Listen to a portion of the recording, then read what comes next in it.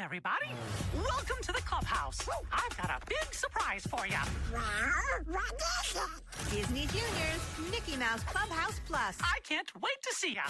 Monday mornings on Disney Channel.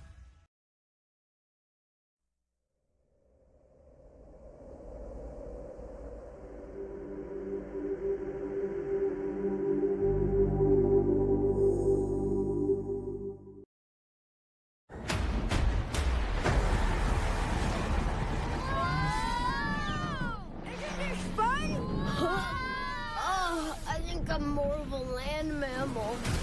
Brace for impact! Whoa. If we're going into that jungle, we need to suit up for the job. Whatever this island throws at us,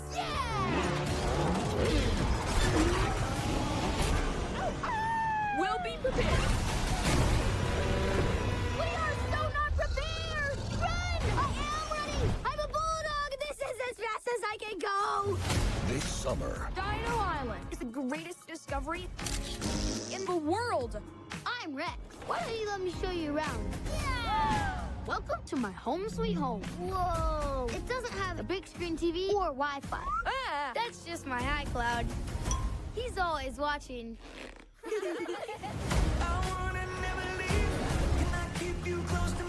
This island has the biggest diamond mine in the world. come here, beautiful. When in doubt, we blast it! That's a volcano! You're going to destroy the island! We need all the help we can get!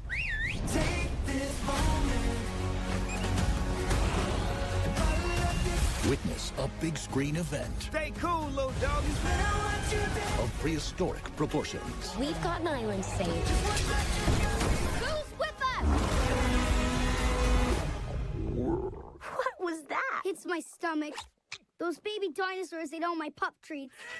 Oh, come on! no dino's too big, no pup's too small. I can do this.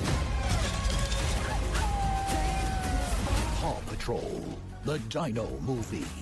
No fair! I want a dinosaur BFF. Best friends forever. Oh, ow, ow, ow, ow, ow. Okay, stop, never mind.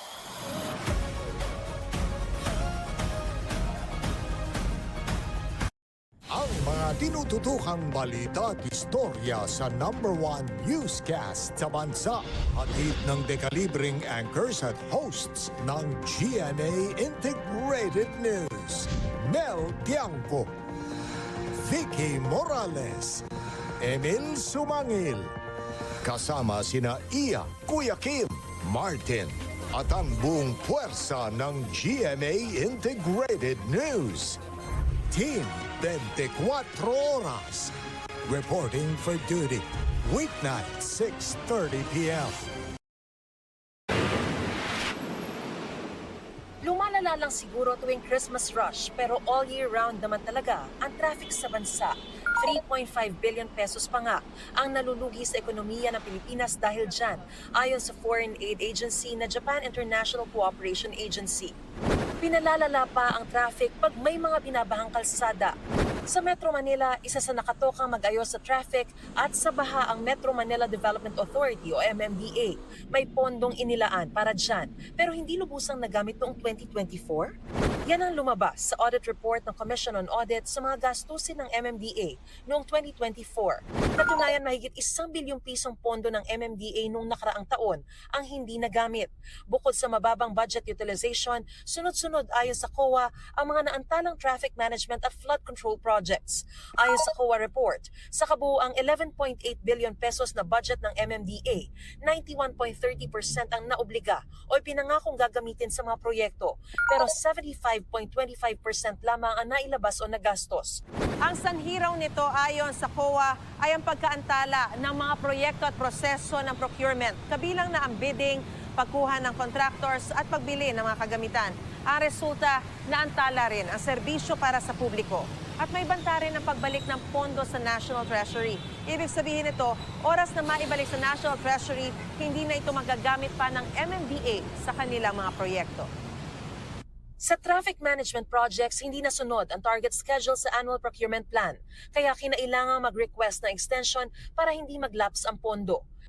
Sa flood control projects, 17 ang tuloy naman, pero may zero disbursement rate o hindi pa nagbabayad sa contractor dahil hindi sila nagsusumite ng billing o kulang sa dokumento. May inutang ding pondo para sa Metro Manila Flood Management, pero 40.40% lang ang nagamit para sa Phase 1 hanggang October 2024. Kaya nagbayad pa ang gobyerno ng 37.4 million pesos mula 2018 hanggang 2024 bilang multa sa hindi paggamit sa pautang sa oras. May 29.57 million pesos na pondo ang hindi pa rin nagagamit. Sa 68 proyekto, may 40 di pa tapos noong panahon ng audit, bukod pa sa 5 di pa na ipatutupad dahil sa pumalyang bidding. May 21 billion peso projects din na delayed dahil sa kahinaan sa interagency coordination, external disruptions at permit issues. 6 na 700 million peso project naman ang hindi natapos noong 2024. At may halos 30 million pesos na advance payment ang hindi nabawi mula sa mga contractor ng mga proyektong tinerminate o inabandona na. Sabi ng MMDA nang hingan namin ng pahayag, hindi na sila magbibigay ng komento dahil nasa COA report na rin ang sagot nila sa mga obserbasyon ng COA.